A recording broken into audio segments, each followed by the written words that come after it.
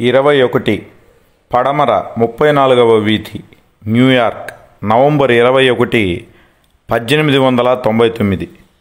నా ప్రియమైన బ్రహ్మానంద, లెక్కలు సరిగా ఉన్నాయి. వాటిని శ్రీమతి బుల్కి ఒప్పగించారు.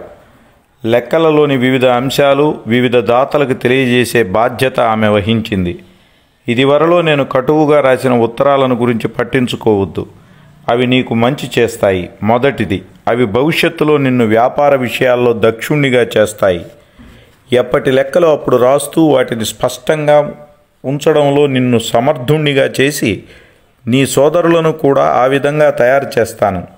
రెండవది, ఈ నా మందలింపులు నిన్ను ధీరుణ్ణి గావిస్తే నీ పట్ల నాకిక ముందు ఆశలేమీ ఉండవు.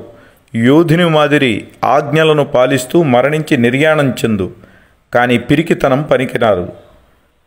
నేను కొంతకాలం కనిపించకుండా ఉండడం అవసరం.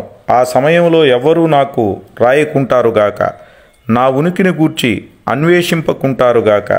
అలా చేయడం నా ఆరోగ్యానికి అత్యావశ్యకం. నా నరాలు కాస్త బలహీనంగా ఉన్నాయి, అంతే. అంతకు మించి మరేమీ లేదు. అన్ని దీవెనలు నిన్ను వెన్నంటుతాయిగాక. నా కాఠిన్యాన్ని గురించి పట్టించుకోకు.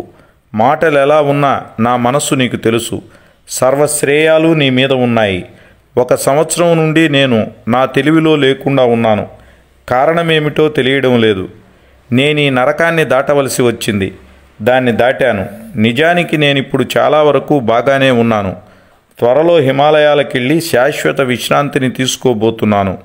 కృతకృత్యుణ్ణైనాను. నేను చేయవలసిన పని అయిపోయింది. సదా పరమేశ్వరునిలో. మీ వివేకానంద.